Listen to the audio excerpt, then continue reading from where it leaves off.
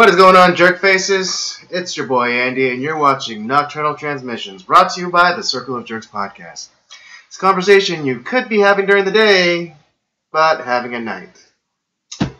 Well, we're back again, and co-hosting with me, as ever, is the homeboy Rob. What's going on, Andy? A lot. For me, just immediately a lot is going on. But, yes, let's get this conversation started. So, what do we do over the weekend?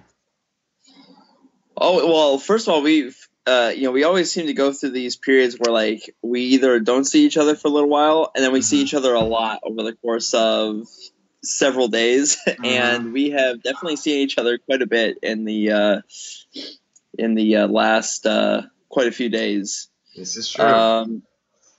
So this weekend we watched the movie Chappaquiddick, and funny thing is, I was telling some of my friends that, like, oh yeah, I went to go there because they're talking about going to see a movie, and I said, oh well, I just saw Chappaquiddick. It was pretty good, and they're like, is that a movie? It's like, no, it's just some word I made up. It's like, so I don't know, definitely how well it did in the box office per se, but as far as movie goes, very, very good. I liked it a lot. Well, I heard it did really well in the box office this weekend. Oh, that's great. And that was with like a very meager budget to begin with, and so I think it's safe to say that the studio is definitely going to make its money back. Oh, that's great. That's good news. It's going to make its money back and then some. So, for those of you that don't know, Chappaquiddick is a film about the cover-up controversy scandal concerning Senator Ted Kennedy from Massachusetts, the youngest brother of the Kennedy clan. Definitely the inferior brother of the Kennedy clan. And essentially he, in the wake of, his, brother had been assassinated, and he's kind of going through whatever he's going through, and had a little bit too much to drink, and was in the car with one of his brother's secretaries and drove off a bridge, and he escaped the car, didn't help the girl, and essentially just went home and slept and let her die in the car.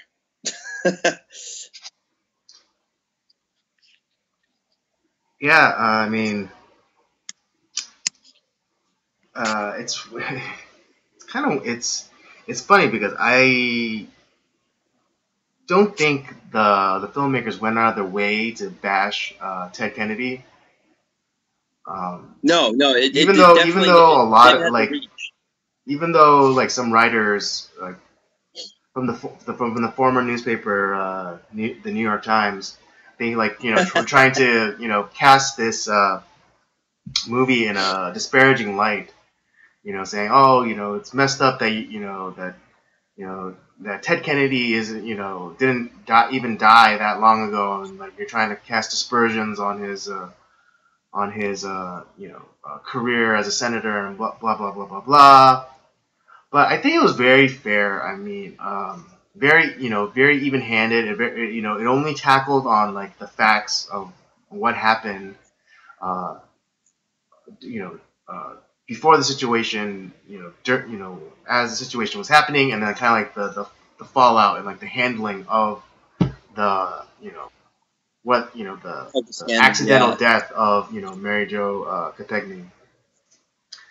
And I think it was very even-handed because it didn't cast illusions of like the alleged affair or the alleged pregnancy.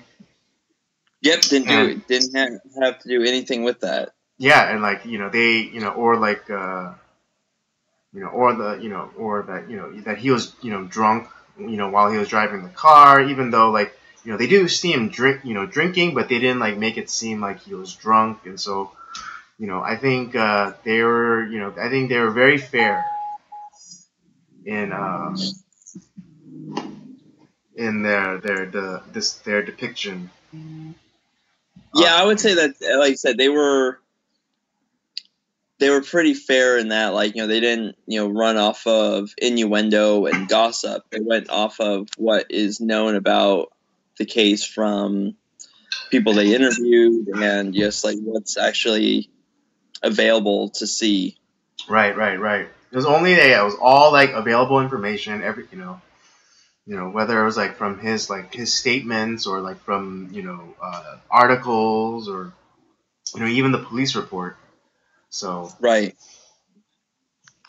So very well, very even-handed film, and I think it was one of those movies where it really I mean, to a certain extent, it does take the wind out of the sails of the I guess the American royalty that is the Kennedys. But I think maybe right. maybe a little deservedly so. In True. the case of Ted Kennedy. Right. Well, he was never all that special for compared to the rest of the Kennedys. Right, and I think the filmmakers did a really good job in just kind of pulling back that veneer, that Kennedy veneer of like perfection or all American that all American ideal, and really allowed for the pox and the pock marks and the scars to show. Well, and we not as to make it like a spoiler for anybody, but I mean, it's basically the case, so Right. So it's like you're not going to go in for like, it's not like you're going in to watch a Titanic and then the boat doesn't sink. I mean, it's kind of right. yeah. Exactly. There's no twist ending or anything like that, no, but there's like Jack doesn't die. Right. Yeah, it's not gonna be one of those. But no, like what something we both notice is it starts off with this interview about with Ted Kennedy, and he's on talking with a reporter on television, kind of talking about the Kennedy legacy and all that and how he plays a part in it. And he comes off as very polished and very politician like or presidential like, and right. it seems like he has everything together. But when you actually see get to him but like behind the scenes and like in his actual life, he's very childish and has kind of had everything handed to him, and isn't able to make decisions for himself in a lot of ways. Right. And so like he's never had a chance to really shape his own ideas and ideologies, and has pretty much had everything kind of force fed to him, like his ideas, his and all that. And, I mean, his worldview, his morality, or maybe lack thereof, was all shaped by his family, and particularly his father. And you just kind of start seeing, you just kind of start seeing like all of it was nothing, it was hollow and not worth ash, because like but what was the first after he pulled himself out of the pond or whatever, and he kind of in a stupor walks himself back to the cabin that they were at, and he asks for his friend, and then like the first thing he says, like, I'm not going to be president. Yeah, it's like not like, oh my, he's like, we have concern. Right, exactly. Not, oh my God, Mary Jo is trapped in the car, we need to go and get her out. I'm not going to be president. Yeah. And then you start it's kind of like Wizard of Oz, like don't pay attention to the man behind the curtain. Just like you start kind of seeing like everything, and you kind of see Ted Kennedy for like the hollow suit that he the empty suit that he was. Right. And I think that was fascinating. I think it's really sad because I don't think that this movie has a shot of getting an award, maybe for production design, because I think you really think that anyone in Hollywood's going to give that an award? I highly doubt it. No, I guess. I that's exactly what my point is. Like, it's really sad because I think Jason Clarke? Mm-hmm. Yeah, Jason Clarke, who plays Ted Kennedy. I think he did a superb job. Fantastic. He did a superb job, and I don't necessarily think he should win, but he should be nominated. Nominated for sure. Yeah, nominated for sure. But it's sad because I know that this movie is not going to get the prestige that it deserves, and if by the slightest chances that it does get nominated for something, it'll probably be for production design or set design, because I think they did a really good job of making you feel like it was set back in the late 60s. Oh yeah, absolutely. They did a great job. Yeah. So, but yeah, again, like if you haven't seen Chappaquiddick, and no, that's not a made up word. That that we just came up with right now, but it's a real world. It's a real word. In a real place in the world, in the real world. So I think I speak for Robert when we both say definitely go watch this movie. Yep, gets my recommendation. I thoroughly enjoyed it. Yeah, it's really just a fantastic look at potentially like what really happened. Mm-hmm. Right. Yeah, like I said, it dives into the character of Ted Kennedy, which is to say that he had no character. Yeah, I mean, again, which goes back to what I said about him being a hollow, being in an empty suit. It's just there's no there's in the beginning you kind of got like the illusion. Like again, we keep saying this, but it's like in the beginning you kind of get this illusion that that he could be somebody or he is somebody, but throughout the movie he has there are multiple opportunities for him to step up and be his own man, and even he was struggling with his identity within the Kennedy family. It's like, oh, am I just supposed to be a vessel for which my really my father's ambitions can be poured into? Right.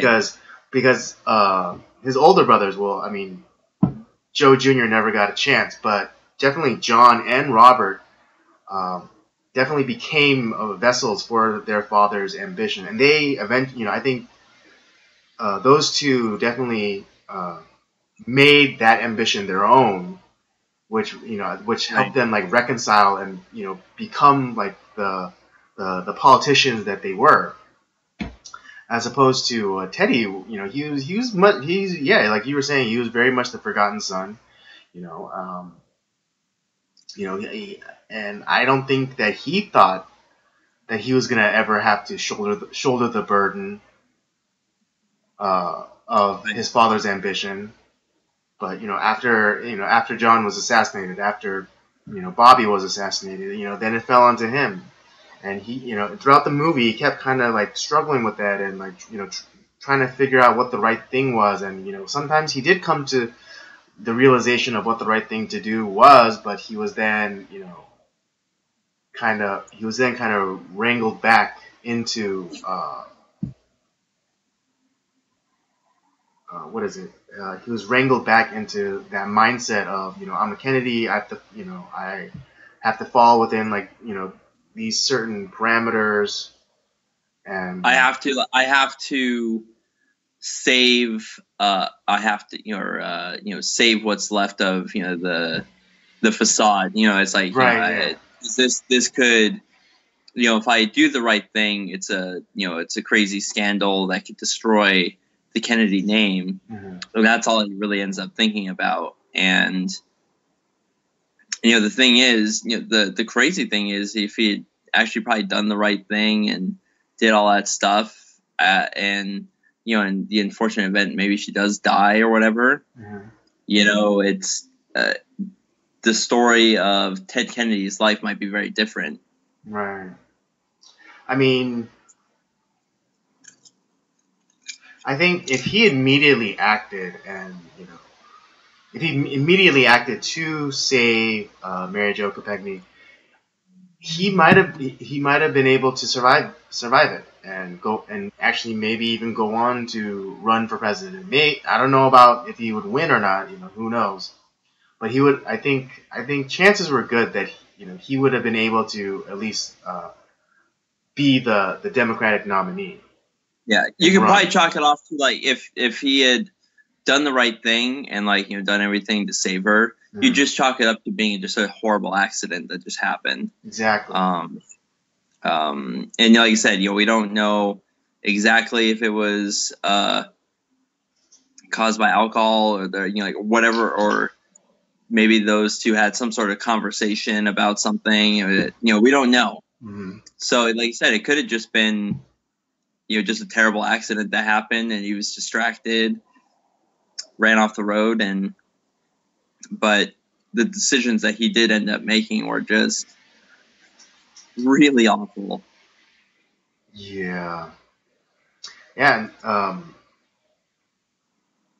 And I guess the Jiminy Cricket of this film, another really standout performance from someone I wasn't expecting it from, but from Ed Helms. I know, right? Yeah, you might remember. You might remember him from his turn in the Hangover movies, or The Office, right? But yeah, he delivers such compelling dramatic performance, and he very much was the Jiminy Cricket. He was the conscience. He's like, Ted, make sure you call, you report this. And make sure you tell your mother first, because if she has to find out from the papers, it's gonna kill her, and all that stuff. And he was he was constantly trying to push Ted Kennedy, or the character of Ted Kennedy, in the right direction. And even he had that he was he wanted to be his own man. He didn't want to be defined by his brothers or his father, and he kept having those opportunities in doing the right thing of fessing up to what had happened, or his kind of, or his what's the word I'm looking for, his actions, right, in this incident, but he doesn't, and he constantly allows, again, his family's reputation, his brother's legacy, his father's influence, all to control him and make him not be true to himself. Yeah, it's really just really awful stuff. Mm-hmm. And but no, it's, who would have thought that a movie like that would get made? Concerning especially a Kennedy. Good right, Lord, absolutely. Yeah. I mean, you might as well have. Well, I guess they kind of did, but it wasn't that scandalous. But make a biopic about a royal or something, Right. Yeah, it's just you wouldn't expect it. It's very it was a nice surprise. It's a good film, and for our conservative leaning friends out there that watch this, go out and support the film. Go watch it. It's, put your money into something that, isn't completely like,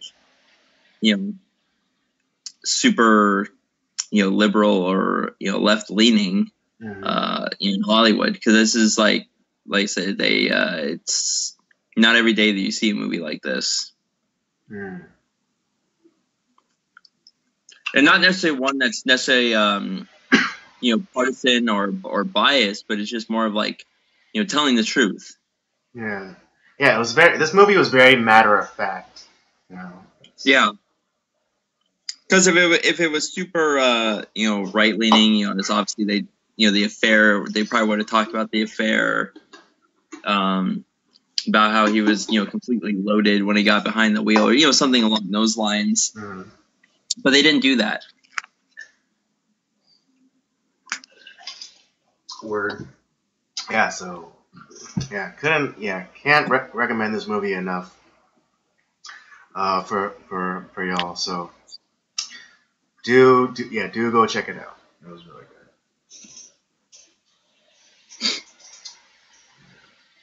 good. It's funny because even though I watched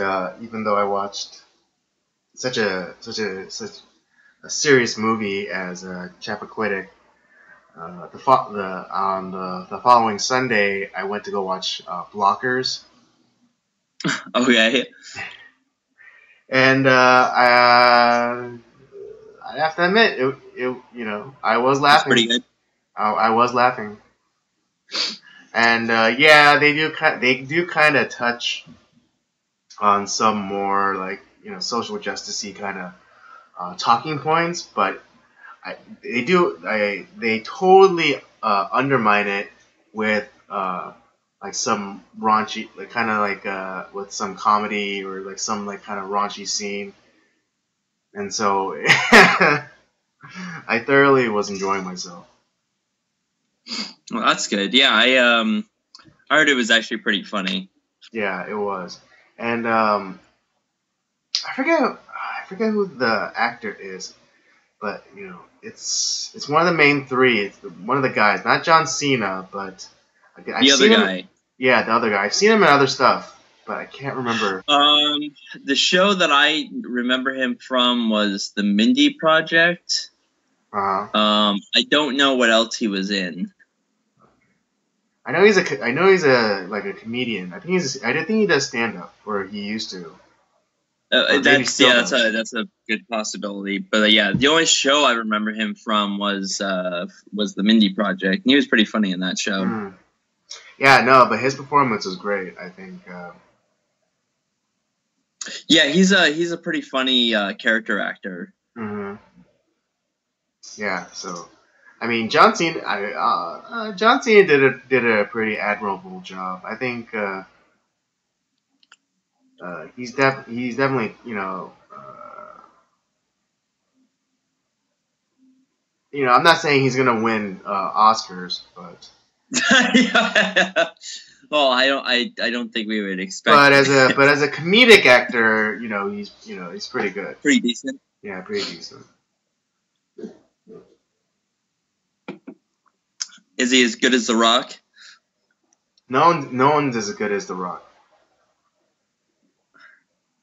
Can't smell what the people are. I don't know. It's like The Rock was such a fluke, though. We're not a fluke, not a bad way, but it was just like more of like he was like a shooting star. He was unexpected, but he appeared. But it was amazing because he was then able to take that and then have some like staying power. Yeah, he's definitely carved out a whole new career for himself. Yeah, and I think it's just because of like the kind of the inherent kind of charisma that he possesses. No, definitely, he's very charismatic. Yeah, and so. Oh, I'm sorry, Dwayne Johnson. He's not The Rock. Dwayne Johnson. Yeah, it was great seeing him kind of like transition out of like that rock thing. I mean, he totally. It was very subtle. No, yeah, it was smart of him to use it early on in his career, like Scorpion King or whatever. he was definitely The Rock. And then like Oh, yeah. slowly he started he started like phasing that out, like Dwayne The Rock Johnson, and then all now, of a sudden, like, it's like now we know his name. It's like, oh, now you just eliminate The Rock in the middle of it. So Dwayne Johnson. Yeah. So Very, very clever. yes, I mean, but I guess that would be the way to go, because The Rock is the name The Rock is more recognizable than Dwayne Johnson, because it feels like Scorpion King starring Dwayne Johnson. It's like Who? Yeah, exactly. People outside especially when outside the fandom of wrestling wouldn't know who the hell that was. Exactly, and it's like, especially at that time period, it's like, who the fuck is Dwayne Johnson? Right, exactly. Precisely. So yeah, it's like, man, that guy Dwayne Johnson looks a lot like The Rock. Right, I know. It'd be all sorts of confusion. People would be like, man, The Rock was so good in that movie. Oh, what movie? He's like, Scorpion King. No, I heard of some guy named, The Rock's in that movie? I thought it was some guy named Dwayne Johnson. Now, a little bit of a side note with Scorpion King. Wasn't that like a kind of a spin-off film from The Mummy? Yes, it was kind of a spin-off prequel, because it kind of told the story of how he became the Scorpion King, and they turned him into an anti-hero essentially, because he was the bad guy in the Mummy 2. Right. But in the Scorpion King, they made him into like an anti-hero. That's right. Okay, because it's been so long since I've seen those films. I should we should go back and probably watch those. Even Mummy 3. Even Mummy 3. Okay, I'll say this. What would you think is worse? Do you think Mummy 3 or the recent Tom Cruise Mummy film? I haven't even seen that one. But I heard the Tom Cruise one is flaming garbage.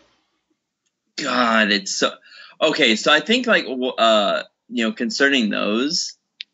So obviously we have the Marvel Cinematic Universe, which has been, say what you will about the films, as far as their quality and all that stuff like that, but it's been a pretty successful franchise. Obviously, I mean they've, Marvel has pretty much been rebuilt back to its somewhat of its former glory, and so a lot of other studios and franchises are like, oh well, we gotta do a cinematic universe. And obviously, you have DC. That's the obvious next one down to do that, which has been not as successful. That's a train wreck. It's not flaming garbage, but it's a train wreck. Yeah, they're trying to get back on the tracks, but it's just, man, it's taken a while. Yeah, it's just they're just too impatient. But then you have a set of films that I'm very enamored to, which is the Universal monster films, and that's what they're trying to create a universe, and redo these films, those films, but create a cinematic universe out of it. And they started with that one Dracula film from, I don't know, 2 or 3 years ago, which was complete garbage. But then it did so badly. They're like, oh no, that's not the first one. Wink, wink. Yeah, I think that was a test one to see, kind of gauge audience reaction. Was garbage. Ugh. And so they this one with the Mummy with Tom Cruise, who's obviously a very crazy person, but a slash great actor and recognizable name. It's like even he couldn't save that film. It was just so bad. I heard they wrote his character wrong too. Yeah, but for Tom Cruise, that is. Maybe like for any other actor, it might have been okay, but for Tom Cruise, it was they wrote it wrong because he was kind of like a douchebag and kind of like douchebag arrogant guy. But we love Tom Cruise more when he's like kind of like up against the wall and he has to like fight his way out. Exactly. Yeah. So so they totally miscast Tom Cruise for this character. I heard. That's what I hear. It's just and but that was supposed to be the new beginning of the Universal cinematic, the Universal Dark Universe. Yeah, and it's not gonna work. It's like those movies were, to be honest, I feel like those movies should just leave them in the past. Let's enjoy them from yesteryear and for what they were, and just leave them alone. I mean, as much as we might regard them now, back in the day, they were just kind of like B movies, and well, they were no, but that's not really the case. I mean, they were pretty well regarded then, and then you even have when they, obviously before the DVD and VHS and kind of the home movie market began. Mm-hmm. Once a movie was out of theaters, you probably didn't see it again. It's for a lot, unless they re-released it for some special reason. Mm-hmm. And they did that back in the I believe the 60s, the 50s or 60s. They started re-releasing them out in theaters again to pretty wild success. I mean, even Boris Karloff after I think it was the 30th anniversary of Frankenstein, he came back in the Frankenstein monster getup to kind of advertise it, and to pretty wild success. So now of course, is it on the the same aspect of some of the great films of yesteryear? Yeah, no, probably not. But for 1930s, those were big films. That's true. But I still think they're great. It's just the kind of thing where Hollywood can't just let things lie. They always have to take something that they have and try and revamp it and try to make money off it. Yeah, it's one of those things where I think part of it is the creativity has been waning, and there's no problem.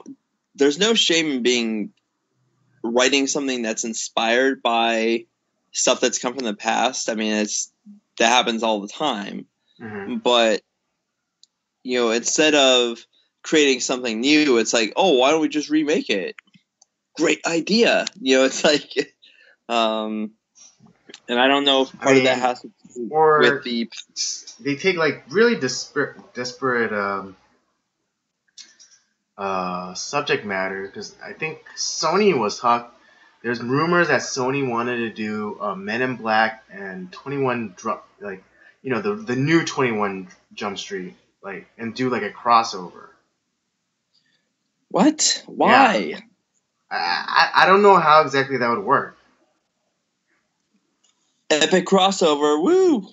I know, right?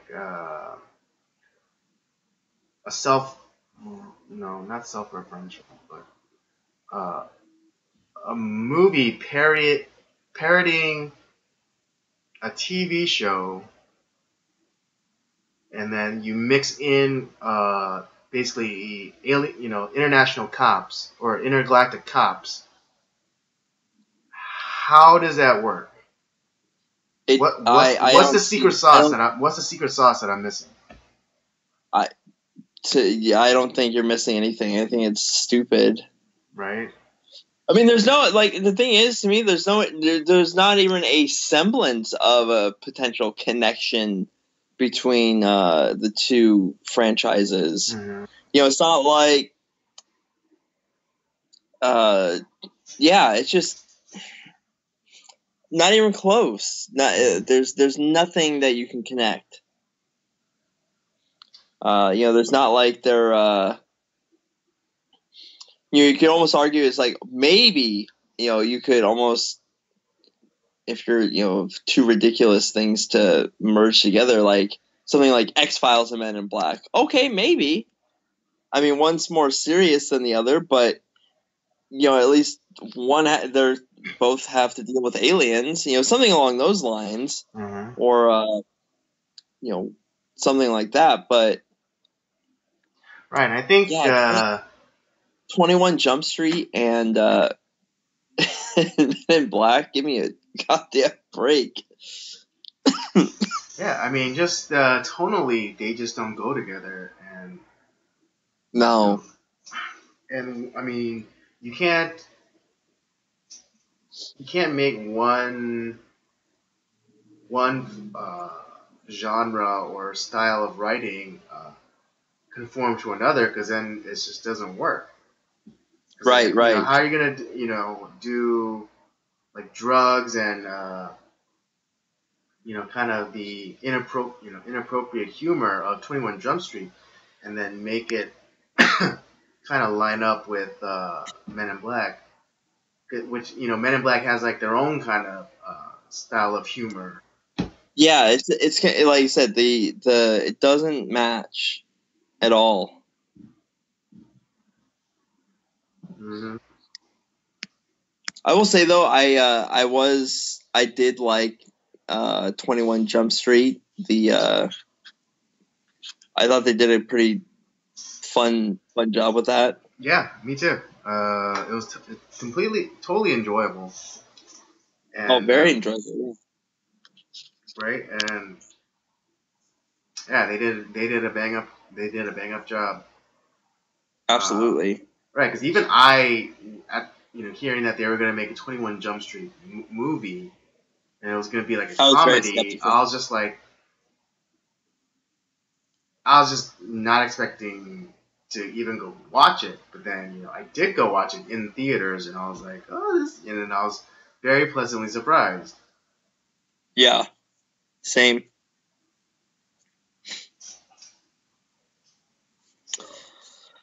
Yeah, but like for me, there's just certain things where, let's leave those movies in the past. Let's enjoy them for what they were when they were there. And while we might be inspired by them, create new things. Like people are like, the reason, they're always talking about like, oh, why aren't people coming out to the theaters or this or that? It's like, well, that's the reason. Like people are kind of, the only thing that's like kind of new is like a lot of the comic book like stuff that's been coming out, which to be honest is not. Don't get me wrong, I like them. I'm not bashing like comic books or anything like that. Obviously, I love that stuff, but movie wise, it's not the art that was those movies aren't on like the top 100 films of all time. Yeah, they're just not. Yeah. They're not on the AFI list. Right. I wouldn't put any of them on the AFI list. But they're good films.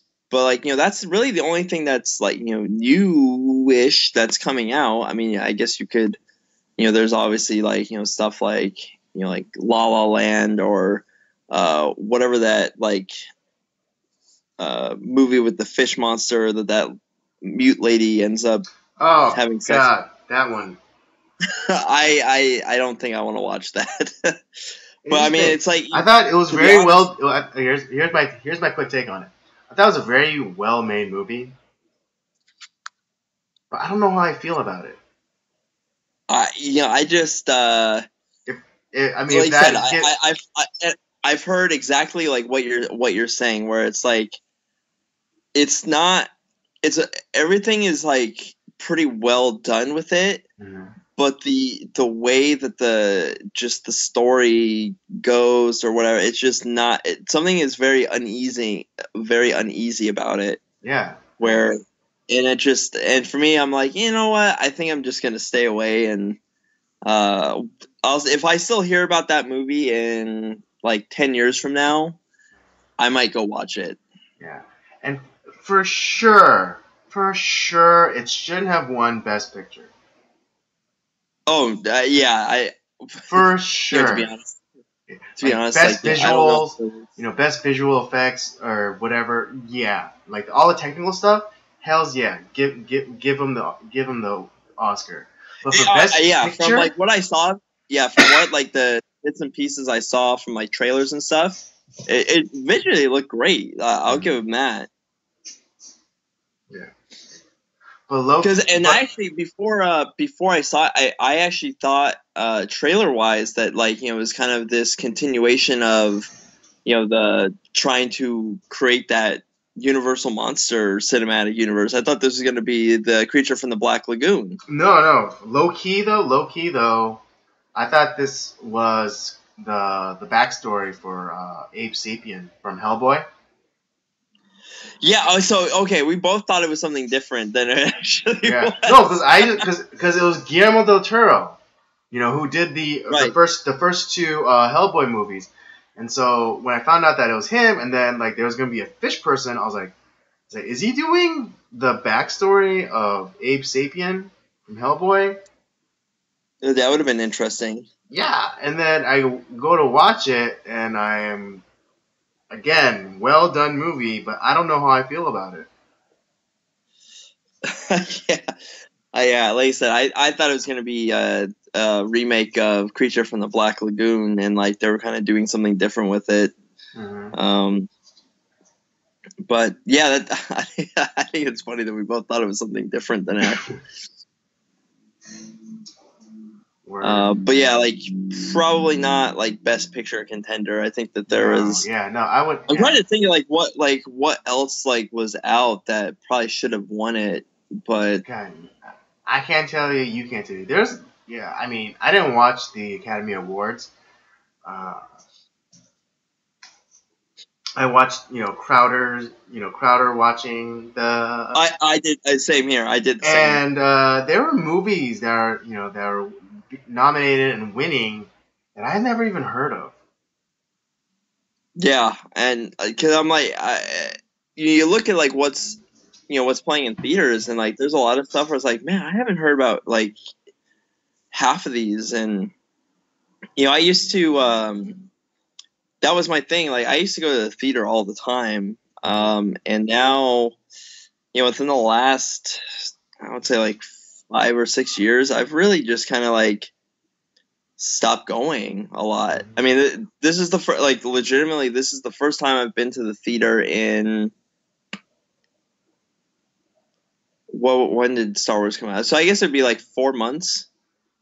Oh, so the last movie. Oh well, other than Chappaquiddick. Star Wars was the last film I saw. Star Wars was the last movie you saw. Okay. And I think that maybe because that was the last film I saw, I had a lot of rage concerning that. So I ended up not going to see Thor Ragnarok. I didn't go see Black Panther.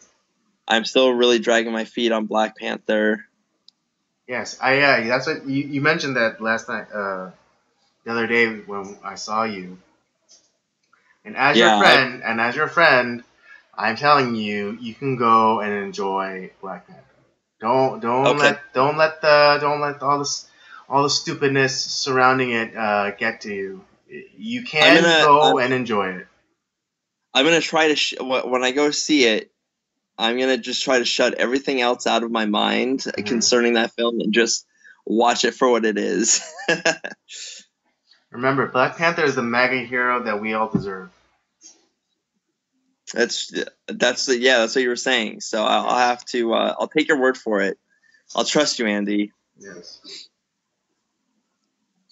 No, I'm trying to think. But yeah, I did. I did actually watch Thor Ragnarok today. That was. I actually rented it on YouTube, surprisingly. And it was rent it on YouTube. Yeah. There's there you can rent. No, how much? It was like $5. Okay, So not not bad. not like not too bad. You get it for kind of the old Blockbuster 3 days. You get it for Hmm. 3 days.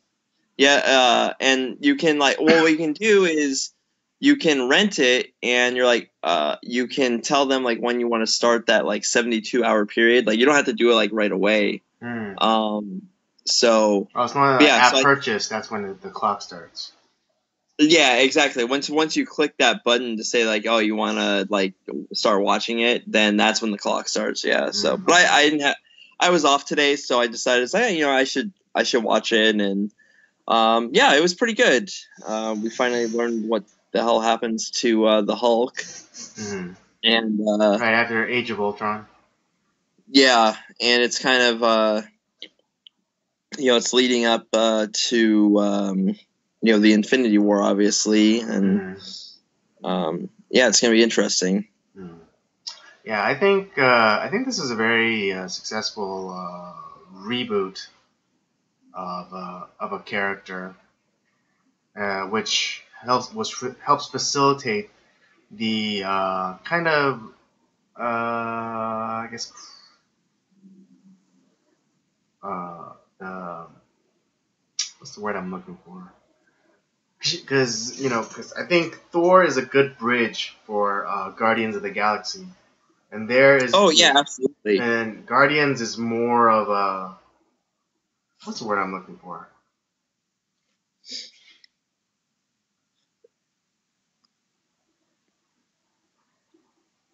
Well, I I don't think know. Guardians is I kind mean, of more of tonally it kind of was different.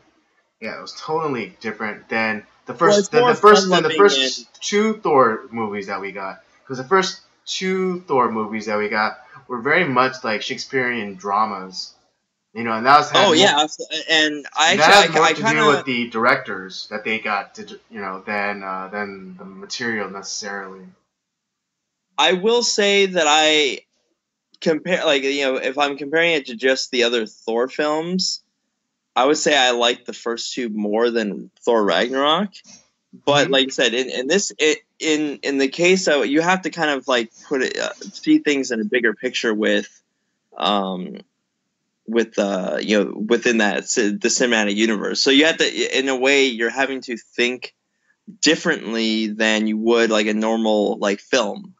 You're not judging it just based off of that film alone, but you're looking ahead and looking from what's come before it, what's going to be coming after it, Hmm. and that's what really kind of shapes how the film really is. And in the case of what's to come, and we all kind of know what's to come. Um, but yeah, it was good. It was definitely a different tone set in this Thor movie than the past two. Um, and yeah, you're like you said, it's kind of like a bridge to connect Thor and Guardians of the Galaxy, and kind of getting the Guardians into the fight with the rest of the Marvel characters. Um, and yeah, I'm kind of like I said, it was good. I didn't. But if I'm just looking at based off of Thor, I Hmm. like the first two better than this one. Hmm. So as a Thor movie, you don't like it as much as the first two. No, yeah, But exactly. That's in the broader context of the Marvel Cinematic Universe and like Infinity War, you know it's not bad. yeah, exactly. That's about how that's how I look at it. Mm. Yeah, I think director Taika, I space on the last name. I think he did a really good job with it, and Yeah, yeah, and I think that his character of Korg was freaking hilarious.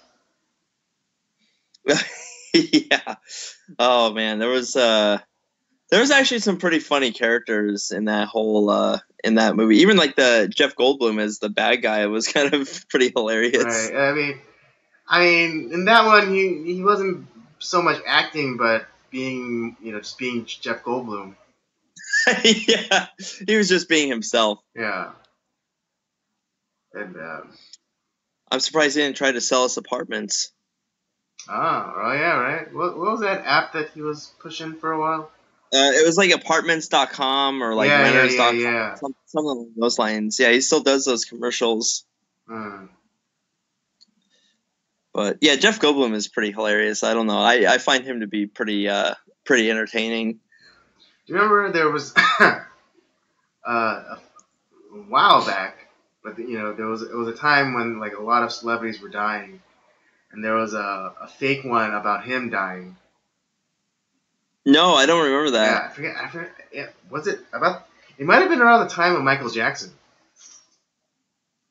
Huh. I mean, yeah. There's Wait, usually Michael one Jackson or celebrity dies. Prince? There's a whole slew of them that end up passing away. But no, I don't remember the fake Jeff Goldblum one. Yeah, it was just like it was just like a fake report about him being dead. And I think Twitter was a thing around that time, and then he was like on Twitter, he's like, "No, I'm not dead." Yep, still alive. This So, man. yeah, still alive. It's like the rumors of my death have That's been greatly exaggerated. that's hilarious. Yeah, but yeah, it was great that that he that he had a good sense of humor about it, and he was being a good sport and like having a little fun with it. Yeah. But yeah, no. The Thor Ragnarok, it was good. Um, I'm like I said, I'll watch. I'm gonna watch Black Panther before the Infinity War because I do want to see. I do really want to see that. Mm. Um, Yeah, it's coming up end of this month. I know. Is Black Panther still in theaters?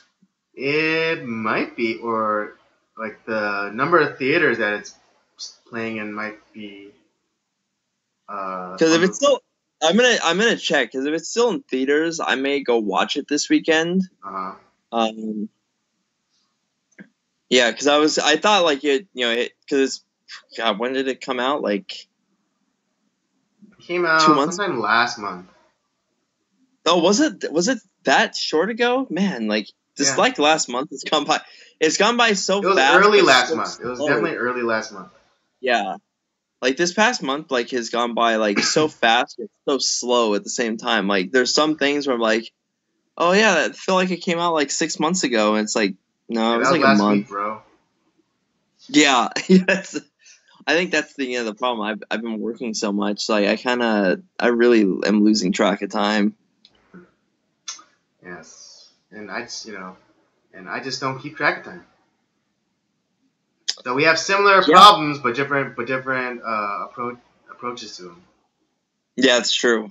Yes. I'm trying to think Oh. of, well, okay, so those are probably the movies in theaters that are coming out that I want to watch. I'm also very hesitant to go see the Han Solo movie after Oh, the. yeah. I don't know. Yeah, I mean, Uh, okay, we keep coming back to this. But after Last Jedi, I've kind of lost my boner for Star Wars stuff. the At thing least is, Disney era Star Wars. I It's don't just know. Like I'm kind of like I'm still. you're still holding out Maybe it's hope. the optimist in me that like I'm still holding out hope, and I want it to be. I want it to be good. Mhm. So I I'm mean, like I'm gonna. I might go reluctantly to see this. If that means I will anything, say I might. I Yeah, I won't go with enthusiasm, but I'll go. I'm gonna be dragging my feet along with you. So um, Yeah, I mean,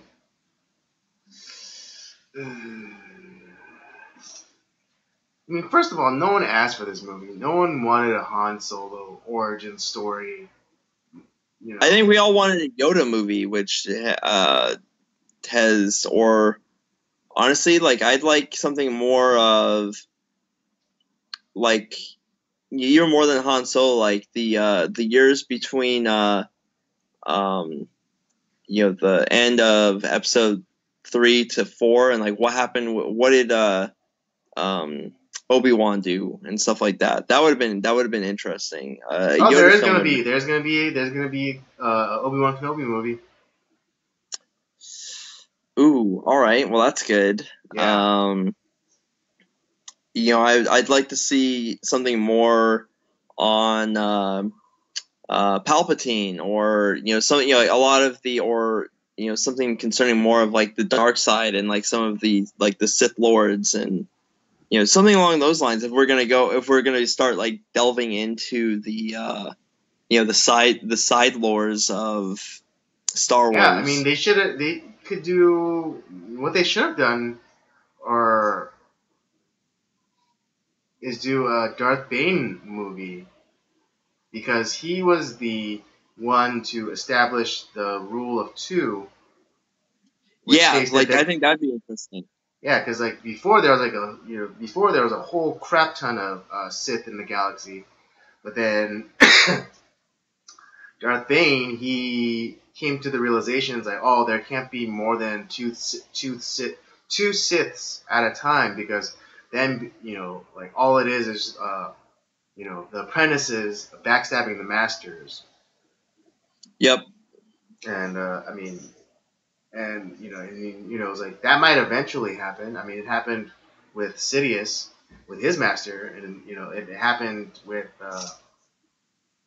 Vader and Sidious, but you know that's just more kind of a natural kind of thing that happens after are under the tutelage of a master. You eventually have to uh, damn, why do I keep Yeah, spacing on words?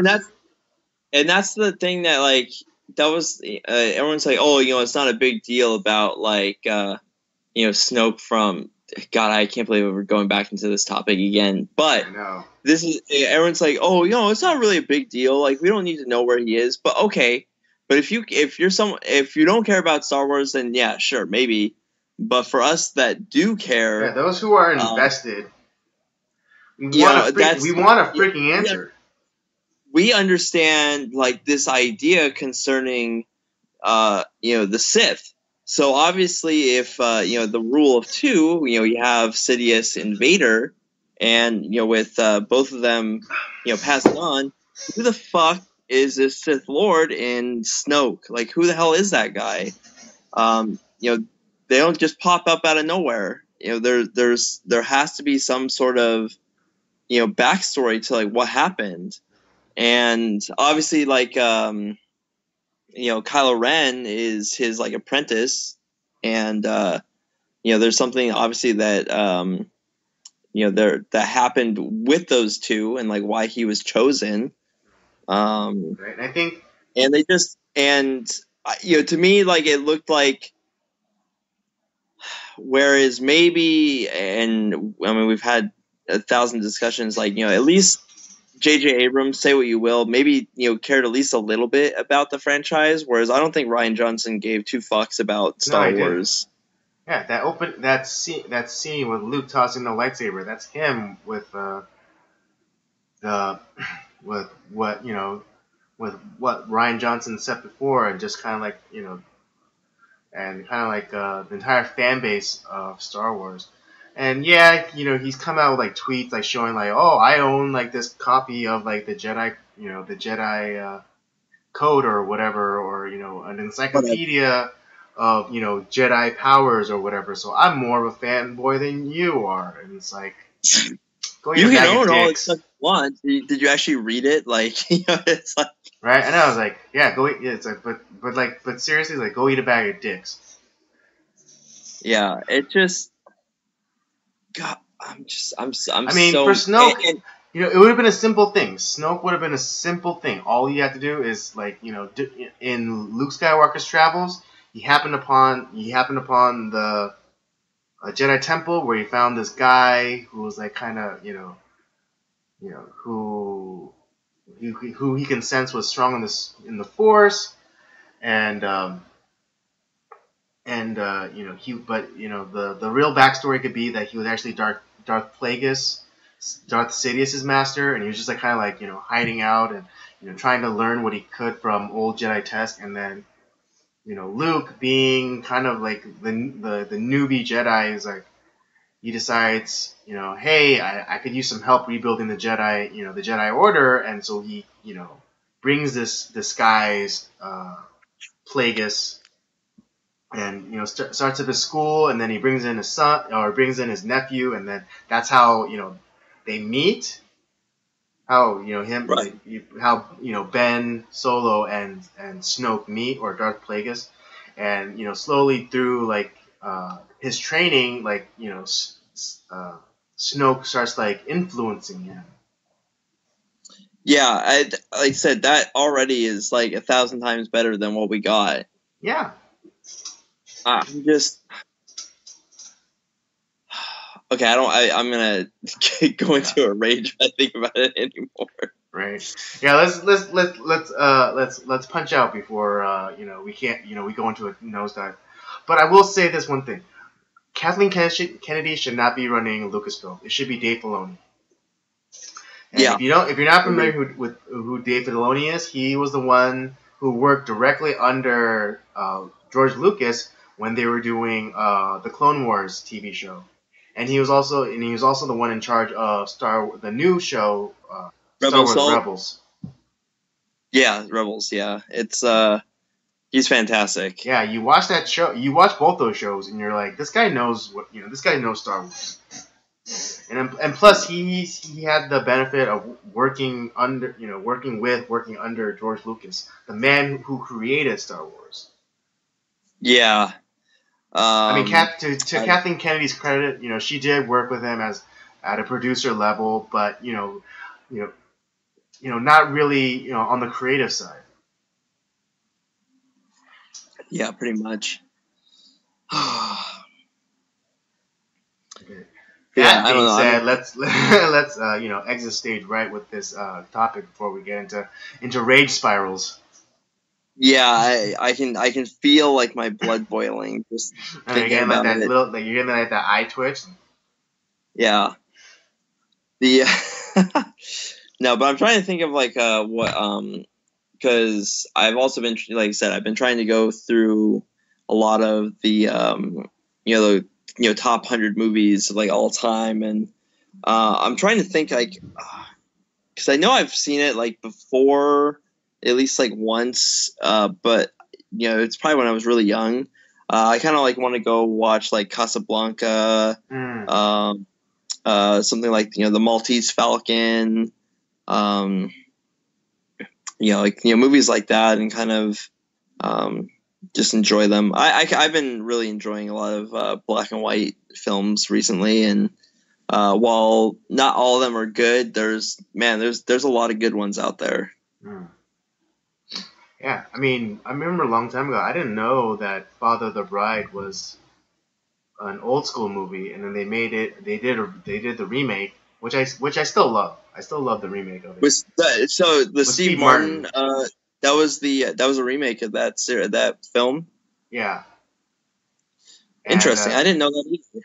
Yeah, and but Father the one from like the 40s, or because it was in black and white. It was a little bit more serious. It wasn't like Steve Martin's, where it was kind of a comedy.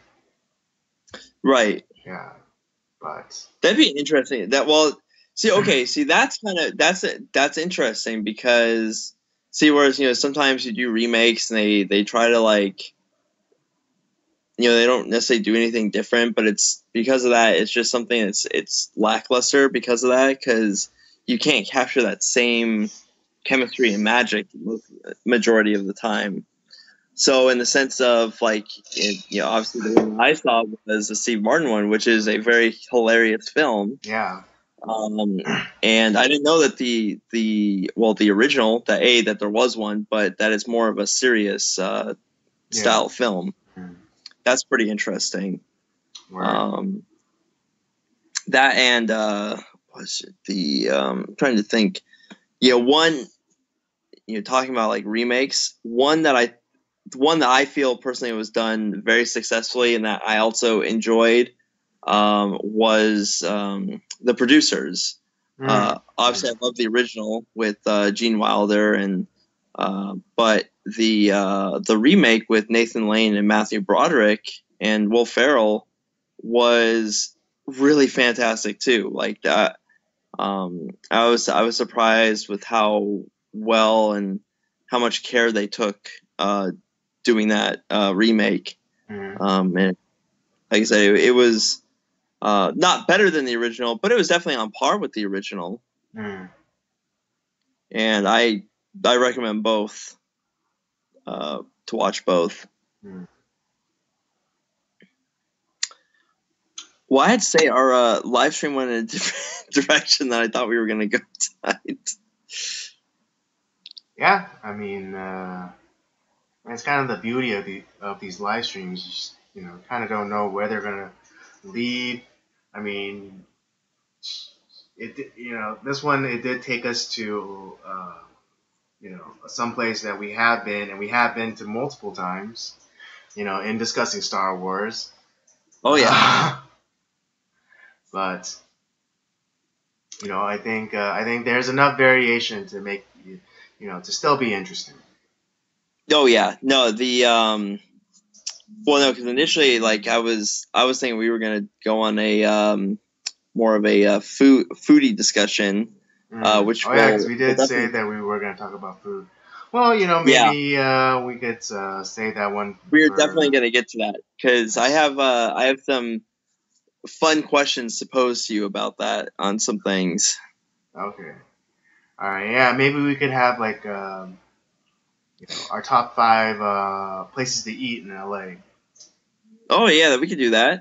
Yeah. And you didn't make donuts either, so kind of. I just I got a little busy. So. I got a little busy, so maybe. That's why I don't know.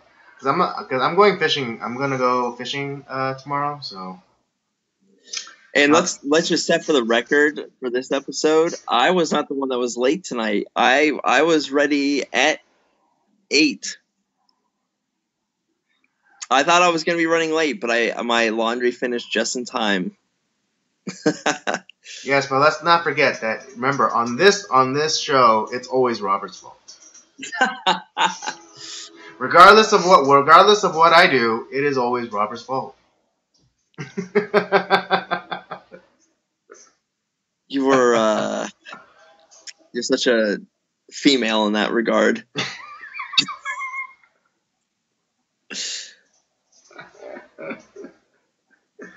Well, I did grow up with 2 sisters. It's true. So can't really be helped. I grew up with a very strong-willed mother, so it's I know. Yeah, can't really be helped. It's never my fault.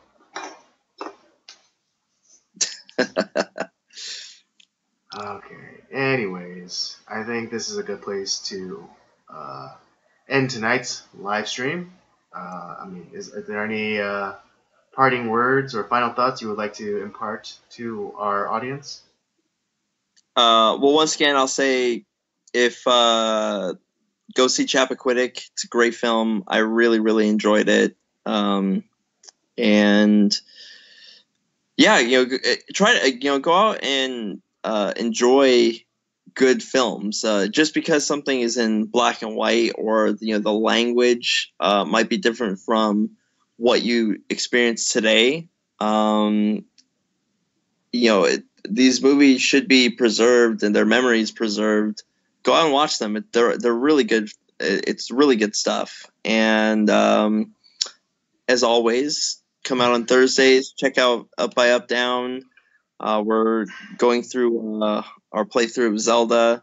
And comment, subscribe, like the video. Tell me how awful I am at playing games if you'd like, because I feel like I've lost all my skills in playing Legend of Zelda. So look forward to conversing with you guys. All right. That'll do it for us tonight. Thank you for joining us. Don't forget to come back every Tuesday at 8 p.m. for Nocturnal transmissions. And don't forget to check out the the library of videos that we have on our channel at the Circle of Jerks podcast. We don't have a customized URL yet, so if you just type in Circle of Jerks podcast in the search bar, we'll be the first ones showing up because we have the most content under that name. So suck it, everybody else. And if you subscribe to the channel and hit the bell notification, you'll get updates when we do put out videos. So yes, then you don't have to go out and search. That is true. That's a very good point. Good job, Robert. Don't remind me to give you a cookie later. I'll take your donut when you make them. All right, fair enough. All right, guys, that'll do it for us tonight. Everything I said before this. So good night, and we'll see you next week. See you next time.